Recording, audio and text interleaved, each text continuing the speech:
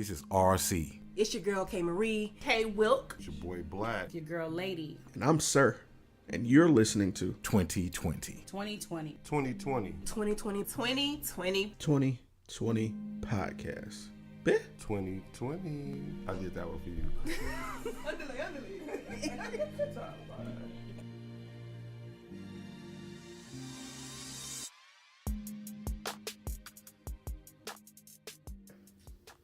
You ready? Yeah. All right. So thank you for tuning in to another episode of A Business Minute. I'm your host, Sirr, and today I'm joined by a special guest, Miss Nikki, AKA Nikkilosophy. How are you doing today? Hey, I'm good. How are you? I'm doing great now. Forgive the out of orderness, but Nikki has already been on the podcast, and unfortunately, we totally forgot to interview her beforehand, so that's what we're going to be doing today. So, Nikki, if you could just tell the world what it is that you do. Okay, well, Nikkilosophy, it's a Facebook Live, and I do YouTube as well. Basically, what I do is cover different topics like relationships, dating, real life issues, stuff that, I don't see a lot of information on, such as how to get an apartment, how to research for jobs, and just things of that nature. Anything that comes to mind or anything that somebody wants me to do a video on, I'll go ahead and do it. That's dope. So how long have you been doing this? Well, it started back in, so it kind of went through, the growth and the levels Right. that things go through. I started it back in 2013, right? Okay. It started on Snapchat. I would just get on Snapchat and just talk about different topics, talk about different subjects. And I would just do it like a normal Snapchat story. Now, everybody know back then, you really couldn't put as much on your story as you can now. Yeah, a few seconds. Yeah, you only had like a few seconds. So I was doing like about 10, 15 different videos just to get one thought out. So after I was doing it on Snapchat for a while, I was like, dang, people who probably didn't get to catch the show, not going to be able to watch it because, in 24 hours, things disappear on Snapchat. That's right. Yeah, so I was like, well, I need some type of outlet to where people who don't see it then, they can go back and watch it. Right. So I got the idea to do a Facebook page. Just a page, not an actual profile, because I still have my own profile, but just have a page that's linked to my page, my profile. And I started doing that. It's actually been a year. Oh, it was this time last year. What? Yeah. Anniversary? So yeah. Hey, so ours too. That's what's up. so yeah, I started doing it on Facebook, so that way when I do the lives and I just put the topic in the description, you could just go through the videos and, hey, this is a topic I want to watch. So I just, click that and they're saved and they're always there. I started doing YouTube about, I want to say like last August. And because I'm always so serious on Facebook, I use the YouTube part as the, kind of fun part. That's why I do like makeup and like challenges and all that type of stuff. Okay, that's kind of dope. You have it's like two personas for the price of one. Yeah, that's basically. Kind of dope. Like you see me in my serious mode and you see me in my fun mode. That's dope. Now, obviously, I already told you I'm already a fan. I've started following it, and I check out your page too. Definitely appreciate it. Now, something I wanted to ask to get to the core of things, because I do like the ideal of the crown. So I know this is not on the list of questions I gave you, but what is the idea behind the crown? The crown, to me, the crown symbolizes empowerment and letting you know that you're in control of your own life. You know how, like, in the standard monarchy, they're in control of like their own country or whatever, that they're in control of. To me, it feels like I can be in control of my own life. Like, I'm the queen of my own life. Okay, well, you better run it. All right. So now, taking a couple steps back before you started, and when you say you started with, Snapchat, what inspired you to do that first video? Like, to really put yourself out there. Okay, so I've always been pretty good at giving advice and, giving advice just to friends or whatever. Sometimes it's advice that I should be taking myself, but you're better at giving advice than, probably should take it yourself. Right. But I was just bored one day and I was like, hey, let me rant real quick. And I did it and people just caught on to it. And I was like, people was messaging me like, whoa, I love that, like stuff like that. And then I was like, dang, I need a name for this. And I was like, what am I going to name this? If I'm going to do this consistently, it can't just be, me just, hey, I'm Nikki, this is what I do. And I was just brainstorming words and definitions of words, and I came across the word philosophy. And philosophy is like your own thoughts, and this is your ideals, and this is how you feel about something. And I just put my name in it, and that's Right. how Nikkilosophy came about. It's spelled Nikkilosophy. So Dope. You that's kind of how made it came. rhyme a little bit there. I saw Yeah. that. I dig that. I dig that. All right. So from 2013 Yes. to now, 6 years. Yes. Like, that's a long time and a lot of experience. So, were there any obstacles that you encountered along the way, to get where you are now? Yes, definitely. I think the most thing that I've struggled with was being consistent. Mm-hmm. And there are periods of time where I didn't do a video for like 1 or 2 months, and people would ask me, hey, when are we getting another episode? When are you coming back? And I think at that time, because I was still in college, I didn't really have the proper balance that I needed Right. to be like, okay, this is when I'm going to do a show.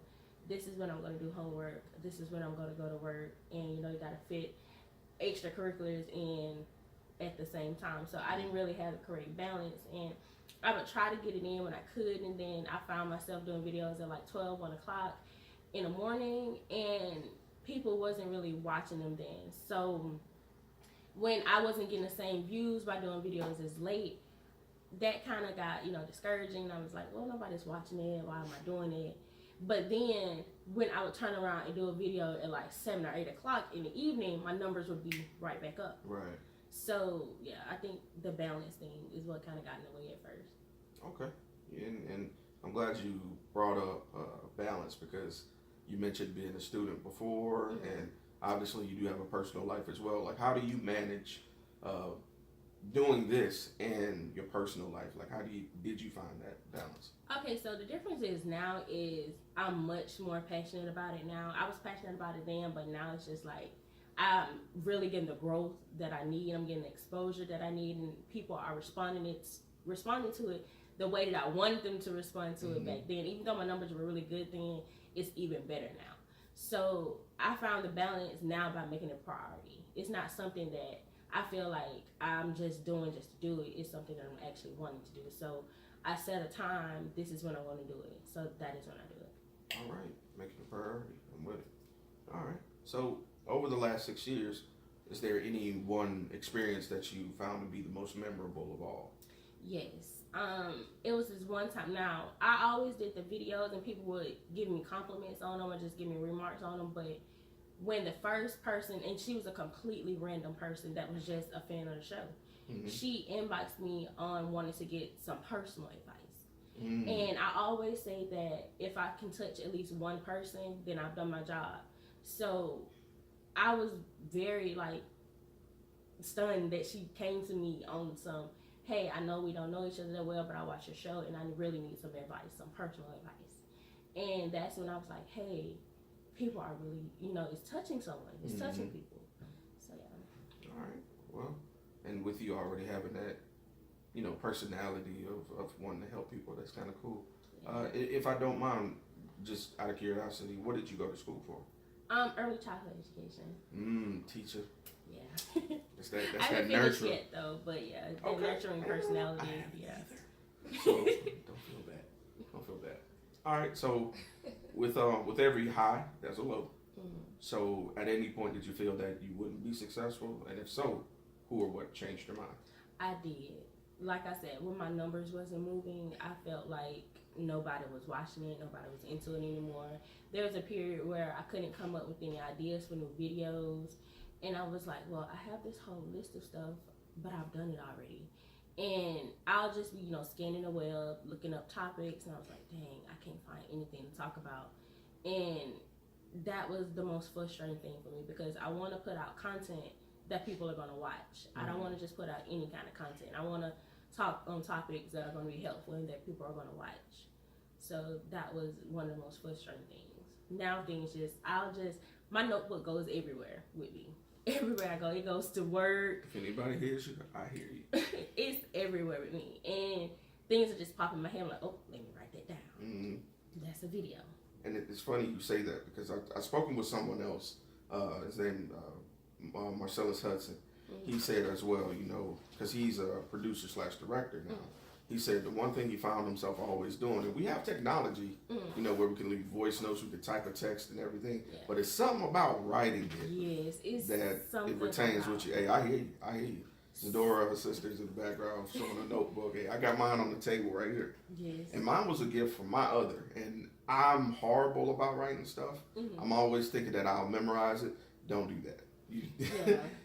Something will happen and you'll be like, God, what was that? I wanted that thought so bad. Yeah, I'm old school when it comes to like my thoughts, and even with my books, I wrote, then type. So I need to go back to typing my stuff too, because I'm working on a book right now, and I'm writing it first and then going back and typing it. But I wish I could pay somebody to type it for me sometimes because I'm a little bit lazy. But that's a different story. But Nikki, and this is a long-term question, so if you need a moment to think, I'm totally with it. And plus, I'll edit it out. Where would you like to see yourself as a brand and as a person in 1 year, in 3 years, and in 10 years? Okay, 1 year. Let's see. In 1 year, I just hope that, you know, my fan base grows even more and that I can finally get all the equipment that I want and that I need to just make my videos just stand out. And because I do all my own editing and everything, but I really got my mind set on getting this MacBook and this new camera because I record on my phone. So Hey, shout out the phones. Right, they get the job done. Cause that's another thing, I procrastinate on doing it because I didn't have a camera. And I was like, you know what, if either I'm gonna do this, like with the Facebook Lives, not with the Snapchat, because Snapchat is on your phone. Right. But with the Facebook Lives, I procrastinated on doing it because I didn't have a camera, like an actual camera, to record the video. So that's why I said, well, I could do lives on Facebook with my phone. So a year, I just hope I have even more growth. I can collab with even more people, just get my name even more out there, get my brand even more out there. Of course, I want it to grow. I want to grow as a person, you know, because you never really stop growing and evolving and all that. So I do want to grow more as a person too. In 3 years, let's see, where do I want to be in 3 years?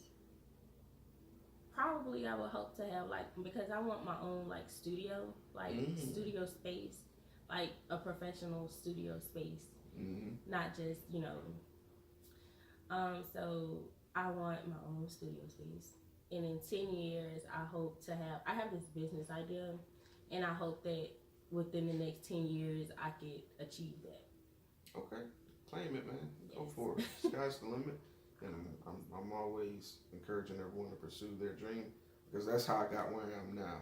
I'm nowhere near where I want to be as well. Yes. A lot of our goals are similar. But we're not where we used to be. So exactly. That's what counts. Exactly. I started with one mic, and it was a cheap one, and it was two people talking into it, and it's growing. Yeah, so you started there, and bless you. In the name of Jesus. All right. So that leads me to my last question before we wrap up, and it's my favorite question of all because I dedicate it to everybody that's listening out there who's maybe a fan of yours, you know, and they're like, okay, I want to do this too. What words of encouragement would you have for them who is just starting out on their own, taking that leap of faith for the first time? Because it's nerve-wracking. Yes. I have these 3 words that I use all the time in regards to whenever anybody asks me for any advice. I always say you have to be consistent because you're not going to get those 3,000, 4,000 followers overnight. You're going to have to go through the phases of, I remember, and I just had 26 people, and I think it was 26 of my family members that followed me. So you have to be consistent and you have to be persistent because you're going to have to keep promoting yourself. You're going to have to keep thinking of new things and resisting because there are going to be struggles. So you got to be resistant. All right. And I tuned into you live and I heard that as well. So that's why I'm smiling. Yeah, those are my 3 words. Those are very important because without those, I mean, you're probably just going to fall by the wayside. You're just going to give up on your dreams. And of course, there are a lot of people out there that do things, but nobody is like you. Man, it's true. Nobody is like you. You are different. You're absolutely right. Absolutely right. So, Nikki, if anybody wants to hit you up on Facebook or YouTube, where can they find you? You can find me on, if you find my one Facebook page, Nikkilosophy, I spell it again, it's Nikkilosophy, and you look up in my cover photo, everything is there. My social media, my Snapchat, my YouTube name is the same, it's Nikkilosophy as well. My email is nikkilosophy@gmail.com. Pretty much everything is going to be Nikkilosophy except my Instagram and my Snapchat, which is Prettyniknak, and I don't want to change it because that's where all my followers are. I don't want to make a new one and start over. Right. So, yeah, if you find a Facebook page, you'll find everything on there. All right. Well, Nikki, I appreciate you coming through again. See, I told you it wasn't going to take this long, you know, and we look forward to working with you again. Thank you for sliding through. Shout outs to you. And again, I'll include your information in the link to this video and audio. And this has been 2020. Y'all have a great day.